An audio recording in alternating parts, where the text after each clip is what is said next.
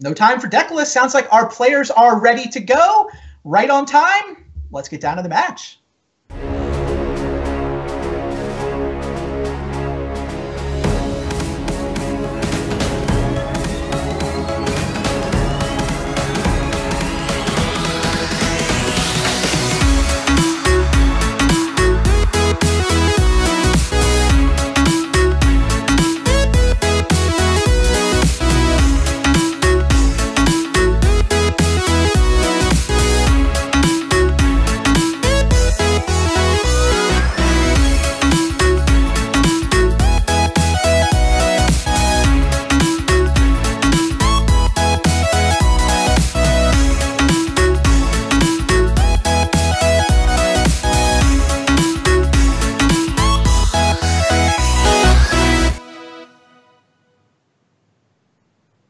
Hello and welcome. Two men enter. Both of them have workshop decks. Only one of them is going to take this first match and get halfway to that spot in the finals. Interesting. Eric's hand is, it's got to be a mulligan, right? Like he can Chalice 0 and then Academy taps for mana. That is no way he can keep that. No. Looks like Kevin is the one who won the all-important die roll, and Kevin's draw much better. Yeah. He gets to play a turn 1 Sphere and Ravager, but then he's out of gas. Like, he's kind of good enough. Yeah. If he top decks anything, then his draw is amazing. All right, Eric mulligans into a Workshop. Workshop Inspector. So certainly a much better hand, though the Sphere may leave a mark. Foundry Inspector is a very deceptive little card. You know, whenever I'm facing it, you know, I always underestimate it, and then when I see it in action and see what it does for the shops deck, I'm always horrified. I'm the same way. Like, I was like, oh, that's cute when it first started coming to these shops list. At this point, I'm just like, no, kill it dead. That may be the best unrestricted card in the deck at this point. Absolutely. So Kevin leads with Sphere Ravager. Eric is actually, he may be in big trouble here. Yeah. Okay, Emerald helps a little bit, but like he can't afford to workshop out the Inspector. He has to settle for workshopping out a 1-mana Emerald, and then he does get to play a 2-drop. Okay, if he hadn't drawn that Mox Emerald, he was going to get his workshop wastelanded and maybe never cast a spell this game. Yeah. Even as it is, he is certainly behind. And how bad does it feel to have to pay for a Mox? Like, just, you know, when you really think about it, I got to pay 1 mana for this. Just ugh. All right, he elects for Revoker. I'm going to guess you name Ravager here, and Kevin is kind of expecting him to name Ravager, so Kevin's got to decide, does he want to eat any Moxes? I don't think it's crazy to eat 2 Moxes here and make a 3/3 Ravager, because you want to be able to win combat with a Revoker, right? Well, especially if he knows that he's able to keep Eric off mana with his own Wasteland. So if he plays the Wasteland, gets rid of the Workshop, and then he's still sitting on more mana regardless. So I think it's worth it to sacrifice those 2. If Eric turns out to have a Wasteland, Kevin is a million miles behind. But yeah, well, he's at least out of mana. He's not behind. He's still ahead on board. I would eat the Moxes here, I think. I would too. Yeah, looks like Kevin agrees with us. Yeah, if you're eating one, you got to eat the other one. Yeah, absolutely. 3 is just so much different than 2/2 on this board. I have never played a deck that's happy to see an Arcbound Ravager. Maybe ad nauseum, but Living End, I never wanted to see it. Dredge certainly doesn't want to see it. It's just bane of my existence. Yeah, Rich Shea will tell you that's the best unrestricted card in this deck. I know he's a big believer in the power of Revoker. Yeah. I think the Inspector is more powerful, but I mean, Revoker's just, it's shockingly good. Mm-hmm. Yep. Both Moxes, leaves a 3/3 Ravager. Now, what does Eric name? Yeah. Probably still the Revoker, but it's a lot less clear. Yeah. Can Revoker name lands? It cannot. Okay. Because I was thinking, my first thought was Wasteland getting to prevent that from happening, but I guess that can't happen. Yeah, it's kind of unfortunate that Wizards changed up the template between Revoker and Pithing Needle, right? Pithing Needle, you can name anything, but it doesn't shut off mana abilities. Revoker, you can't name lands. Okay. Which means Revoker can shut off a Mox, whereas Pithing Needle cannot. Okay. They're off by, they're annoyingly close to be not the same. Spyglass can name lands as well. I've been on the wrong end of but that. not shut off mana abilities. Yeah.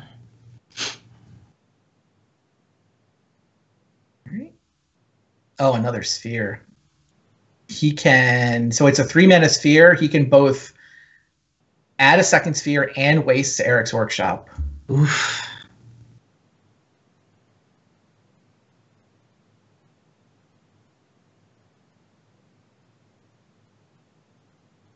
And when Kevin decides, like, if he does draw things that he wants to cast, he can always just sacrifice the spheres to make it easier. He can. Workshop was obviously a pretty much essential draw for Eric. Yeah. Now he's back to 4 mana, so he can cast 2 mana spells. Eric found another Workshops. Yeah, that was a huge top deck there. Wow.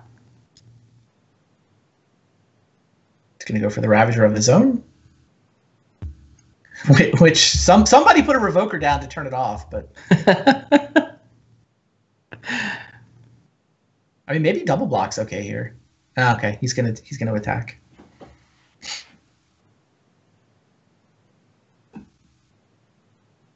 The synergy between Arcbound Ravager and Walking Ballista just continuously blows my mind. Like, just when I think I've seen the depths of it, someone finds something else to do with it where I'm like, wow, like. I mean, Shops players used to be happy just to play with Triskelion.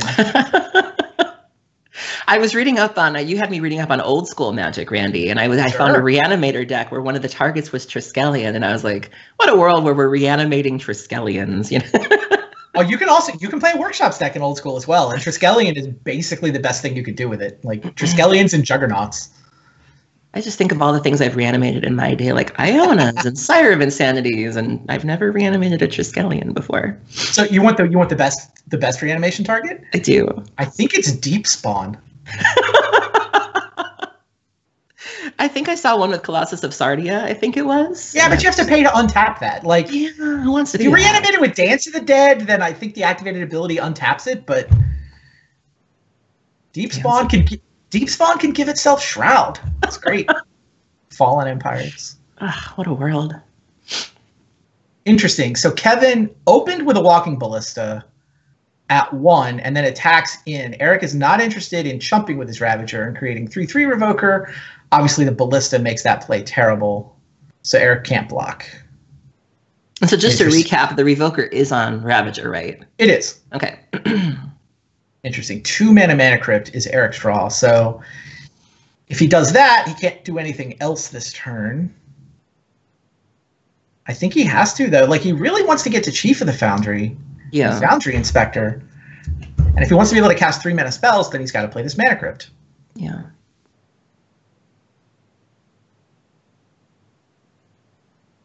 And it does let him play a 1/1 Ballista as well. Makes sense. Now, how do you play this? It's like these dueling 1/1 Ballistas. What if I shoot you? What if you shoot me? Yeah. Oh, jeez, Wasteland.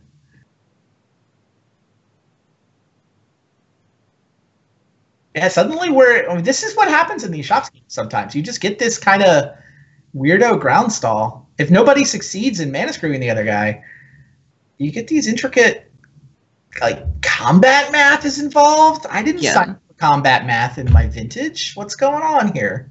I was just talking to a friend about that the other day. I said, I don't play dredge because I'm good at math. Like, when someone asks me what I'm swinging in for, I just push my zombies forward and say this many. Like, you figure it out. Like, there's whatever. Reasonable.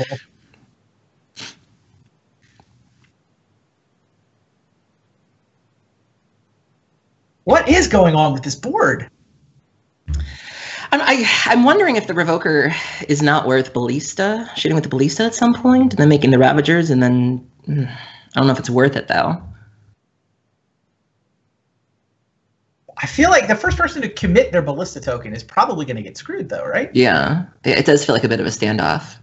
I mean, Kevin can do that. He can do this, right? He can attack with a 3/3. It's just funny that you had mentioned that Eric was working towards the Foundry Inspector and the Chief of the Foundry, and now Kevin has another Wasteland that's going to keep him even further from that goal. Indeed. Yeah, and the fact that Eric has the Chief of the Foundry in particular, means he is not interested in blocking. He's willing to take some damage here. He was planning to follow up with his Chief of the Foundry, but Wasteland is real bad news. Yeah. It's going to take the hit from the crypt. He loses the mana crypt flip. It's like, I love when people lose to their own crypts. It's a great feeling.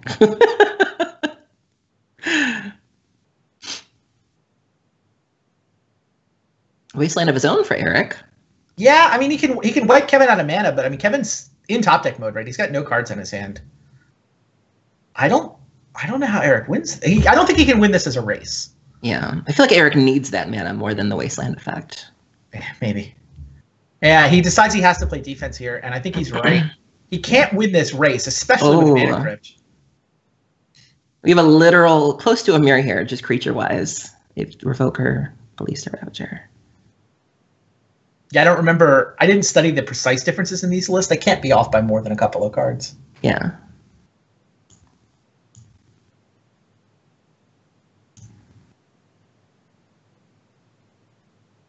I mean, Eric is hoping that he can get into a trade, kind of kill Kevin's creatures, maybe even wants to lose his own Revoker at this point because he's going to have to eat his Mana Crypt at some point. Mm-hmm. He's hoping that he can set up a favorable trade, but I mean, if Kevin just does nothing and says go, Eric's going to die to his Mana Crypt eventually. Yeah.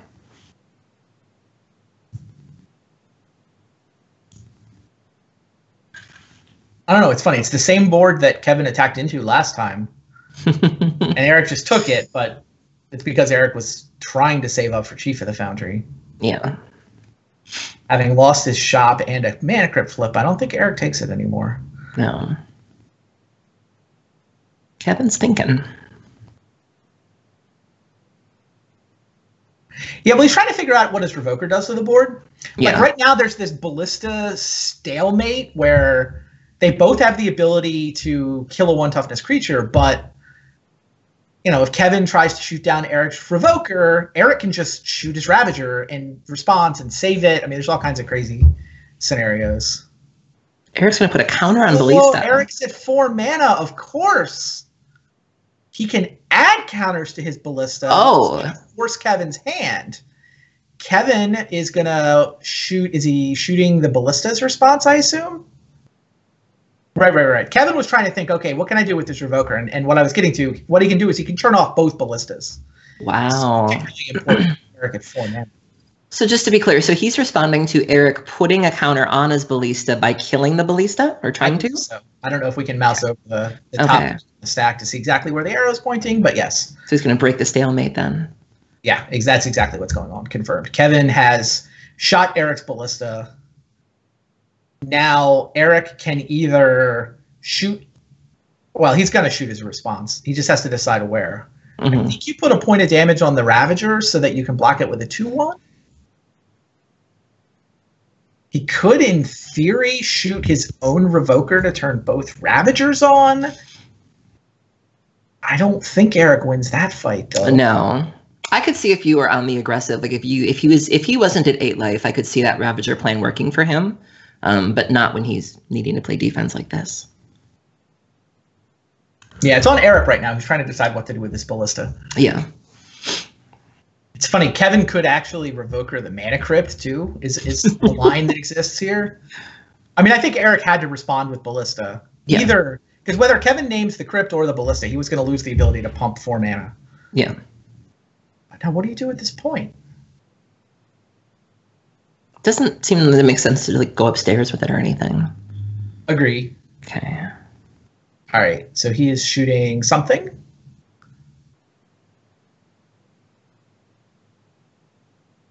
What did he shoot? He must have shot the Ravager. Nothing died, so. No, and Kevin's life didn't change. Neither of Eric's creatures died, so I assume there's now a point of damage on. And this counter's going to fizzle. All right, what do we name? I think you name Mana Crypt in a heartbeat. Yeah. You cut off half of Eric's mana while you've got 2 spheres in play. It just seems like an easy Mana Crypt to me.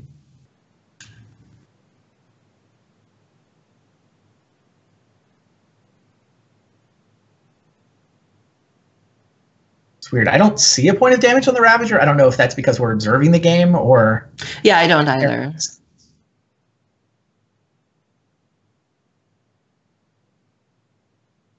I don't know. I'm assuming there's a point of damage on Ravager, and we have some weird observer display bug.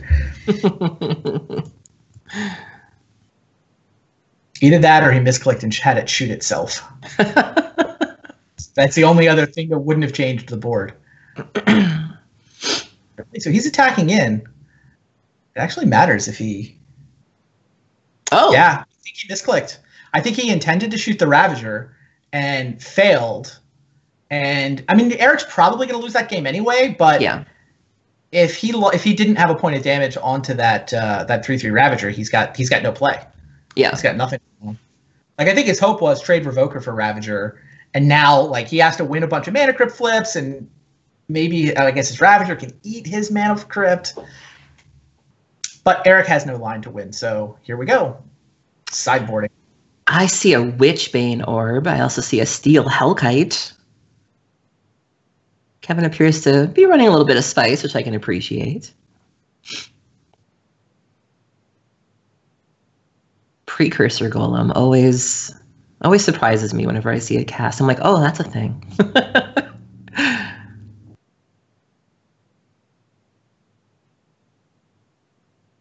Wait, is that Kill Switch?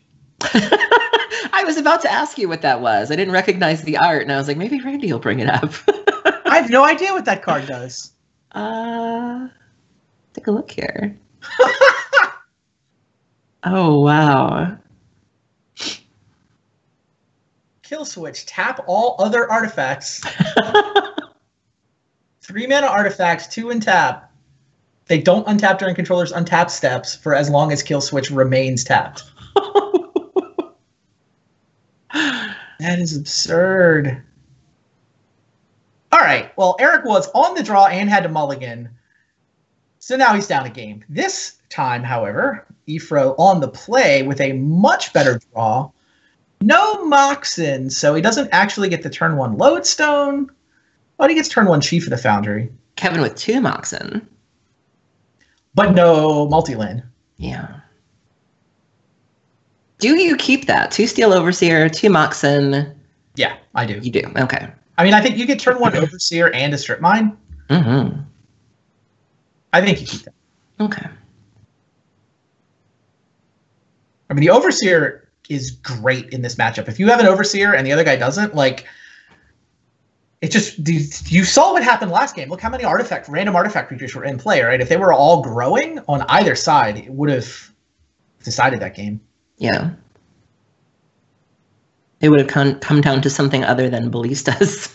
Who pulled the trigger first? So I think Kevin was totally correct to keep this hand, but do you see what's going to happen now? Eric has a Ratchet Bomb in his hand. Oh, no. Which he can just destroy both of Kevin's Moxen with it. And the Moxen, I think, were a large part of the reason that hand was keepable. Absolutely. Like, here, Kevin goes Strip Mine for his land drop, and then, yeah, 2 mana for this Overseer. Kevin's down to 1 mana if Eric pulls the trigger on a Ratchet Bomb for 0. It's fitting, considering how Kevin sort of, decided the last game of the taxing and him having more mana, and now here Eric is on the other side of the coin. Yeah, I think this is Ancient Tomb for Ratchet Bomb. And, hope Kevin's not holding a workshop, basically. Yeah. And even if he is, Eric he only gets 1 shot with it, and then Eric gets a Strip Mine. There it goes. Oof. Kevin down to just a Ghost Quarter. Does not get to play a spell this turn. Yeah. Chooses to pump it. Well, you don't want to attack with a 1/1, so whatever. He could have waited, but doesn't want to have to get into ballista dances. Oh. Yeah. Lodestone. Like, yeah. How about a 6/4? I recognize taxing your non-artifact spells doesn't really impact the game much, but I would like a Crawl Worm, please. Brute Force. Kevin with 2 Foundry Inspectors. Ooh, Workshop. There's the workshop he needed. So he gets to go Foundry Inspector into either Ravager or Overseer. And then Steel Overseer is worth 3 +1/+1 counters this time around. Yeah, this Things got a lot tighter all of a sudden. I mean, if Eric Yeah. didn't have the strip mine, I would like Kevin's side significantly. Kevin only getting one shot off the workshop. I feel like the game is close. Yeah.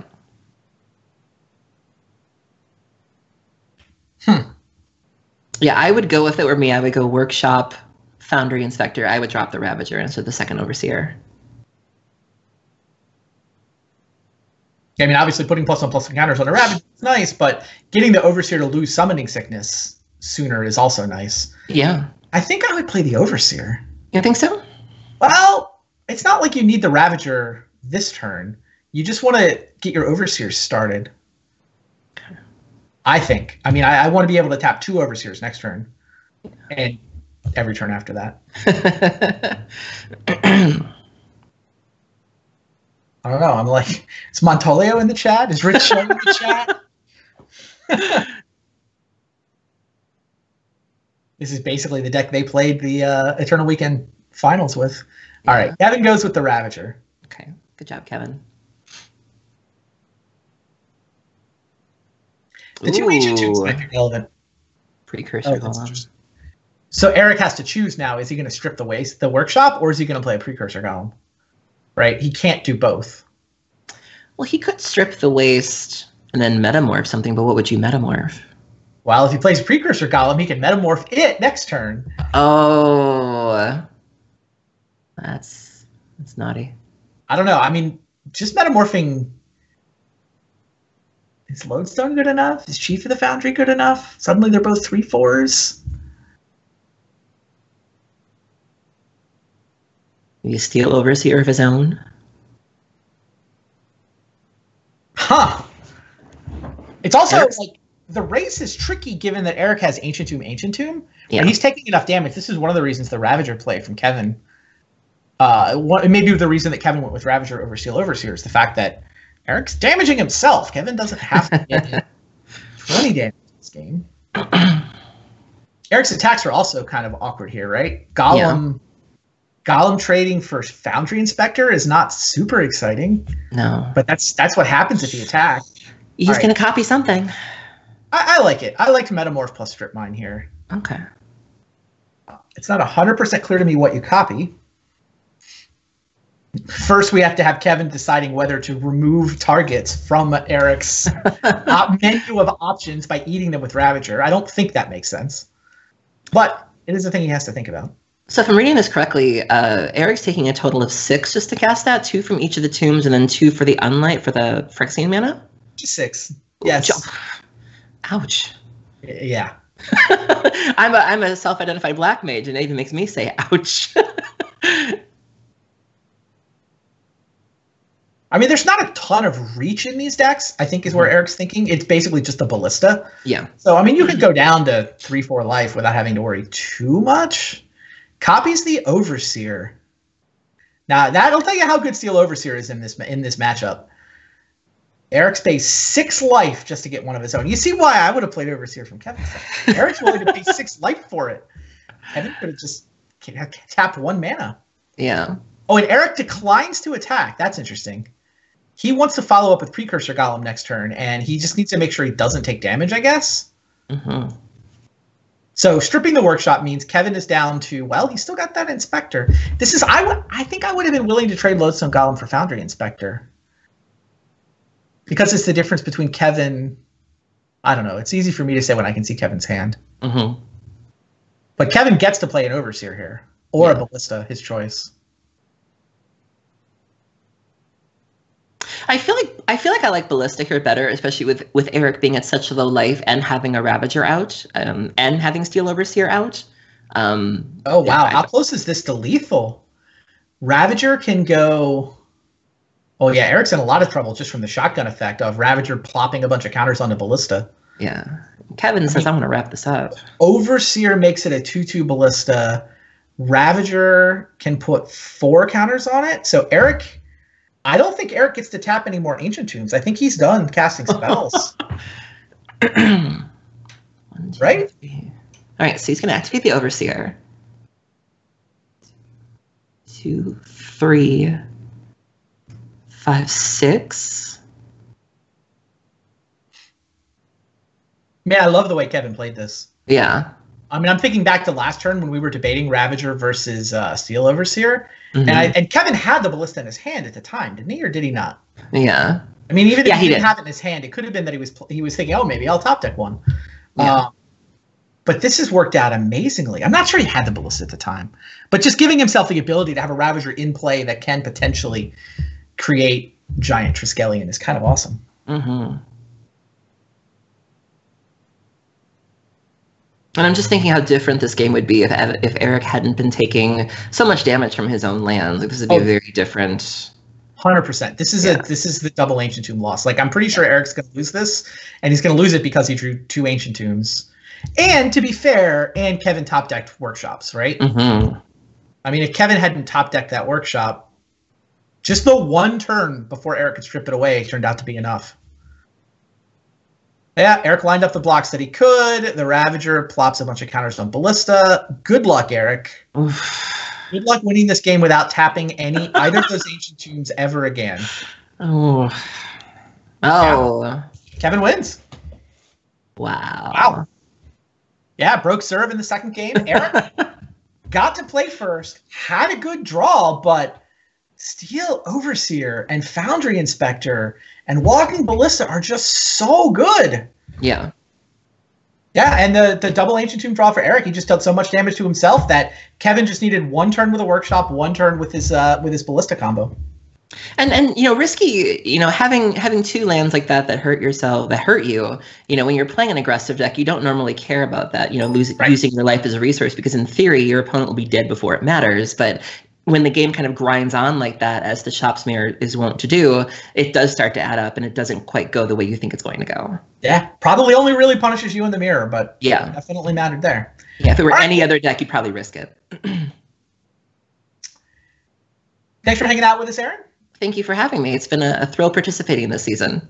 Yeah, at this point, Kevin leads 1-0, but these guys are playing best 2 out of 3 matches. So we're going to take a quick break. We're going to shuffle our commentator crews a little bit. And when we come back, it'll be Kevin trying to finish off the overall series, Eric trying to even it at 1 apiece. Stay tuned, guys.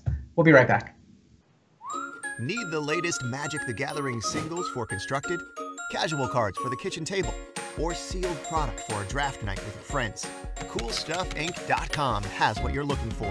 With an extensive selection of singles, sealed, and supplies, free shipping on orders of $100 or more, a 25% buy list bonus, and our ever-popular customer rewards program, CoolStuffInc.com is a one-stop shop for all your Magic the Gathering needs. Ixalan is available in stores. Brave the unknown by exploring the lush jungles of Ixalan. Discover a world filled with mighty dinosaurs, treasure-hunting pirates, graceful merfolk, and sinister vampires. Visit Ixalan.com to find out more.